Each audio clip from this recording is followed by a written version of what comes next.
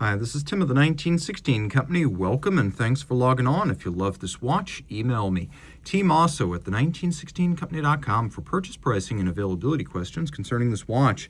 In a lot of ways, this is the timepiece that started Parmigiani's renaissance, launched in 2020. This is the Parmigiani Tondagraph GT. It's an annual calendar and a chronograph designed with the legendary freelancer Dino Modolo, who has, among others, the original overseas on his resume.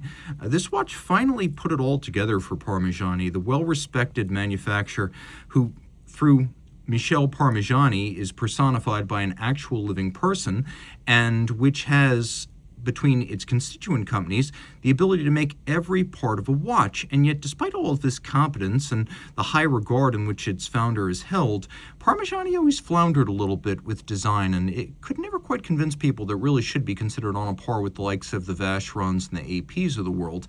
This watch began to change that with a combination of style and versatility that was right for our time. We remember the old Pershings, and while those sports watches were nice, the subject matter, Italian mega yachts, didn't seem like a good match for a Swiss luxury watch brand that hadn't quite taken wing in its own right.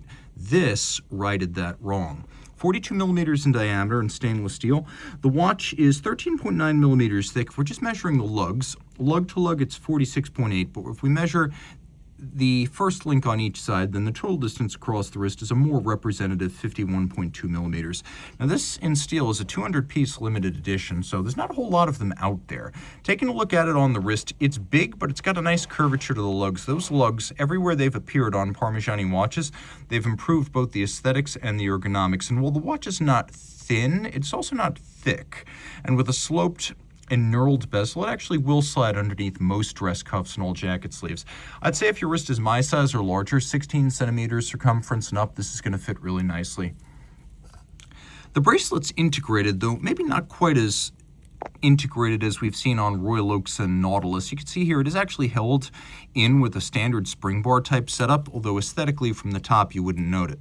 Taking a look, we have a conforming end link, and then the clasp is down at the bottom. It's actually a thick gauge steel with twin trigger release, this one featuring Parmigiani branding externally. Parmigiani of Fleurier, Switzerland. That is the name of the company. Twin trigger release, so it pops open when you press both, not if you don't, so it's quite secure. And then we have individual links that include satination and polish.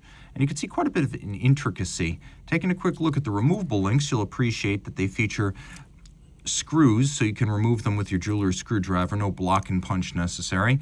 We have chronograph pushers that beautifully echo the design of the lugs, and then a screw-down crown for this 100-meter water-resistant watch. Taking a look, we've got this lovely coining to the bezel that's reminiscent of the long-running Toric series. And then a lovely clou de Paris on the dial, a sort of a pyramide, and then applique cantilevered rhodium-plated steel indices. I want to be clear, this is a loomed watch. It is not a very loomed watch. Black luminova is famously dim. Not really sure why it's there, but it looks better with the light on than it does with the light off. Now there are some orange accents here, and they're a little bit weird, I'm not going to lie. There is some advertising that's needless. We don't need to know that the month is February. We know that already. If we bought the watch, we know that we bought an annual calendar and a chronograph. But overall, the effect is powerful. A combination of black, silver metal, and those orange accents, I really like it. We have Delta-style hands, which are skeletonized for good measure, and then we have sub-registers with an azurage or concentric pattern. You can also see the double-sided running seconds display over at 3 o'clock, which is a fun way of portraying the passage of 60 seconds. A couple of features worth mentioning. We do have a hacking or stop seconds function, so you can set the watch to a reference time. And then we have a quick set mechanism. And as you set the big date or the grande date up at the top, it also drives the month with its quick set, just like that. Now it's an annual calendar, which means it can deal with most of the irregular length months. It only needs one correction per year annually during the jump from February to March. And if you feel like an annual calendar chronograph with a Vaucher automatic base feels a lot like a Richard Mille RM11, you're exactly right. That's what this is, mechanically speaking.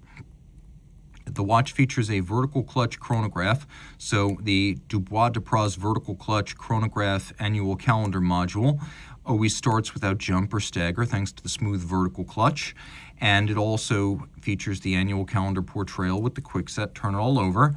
We have a 3000 series base from Valche. We've got credible hand finishing. I would say it's more machine finished than hand finished, although there are some elements that do speak to at least a little bit of manual involvement here, which you would expect on a watch of this price point. Now you see we have a rotor that is 22 karat, no cutting costs, no 21 karat, no 18 karat, several different finishes on the rotor, ceramic ball bearings at center to improve the winding efficiency. It's got a 45 to 50 hour power reserve courtesy of twin barrels.